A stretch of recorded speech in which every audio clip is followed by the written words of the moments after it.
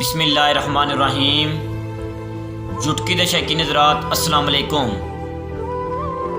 यादां somewhat वाले दियां, यादां मरहूम चौधरी मोहसन दियां।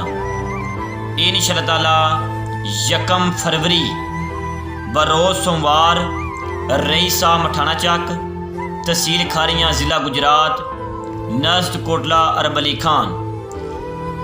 टूर्नामेंट का final match team number 1 Raja Hashar club अपनी मुकम्मल सैटिंग के नाल मुकाबले वास्ते राजा अमीर हमजा क्लब रईस ऑफ जयपुर अपनी मुकम्मल सैटिंग के नाल इंशाअल्लाह ताला मठाना चक की सरजमीन तहसील खारियां ज़िला गुजरात टूर्नामेंट का फाइनल मैच है।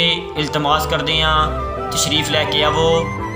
मैच की चासा सी जित हार उस मालक के हथ वास्ते मैच वेखना भूलना नहीं।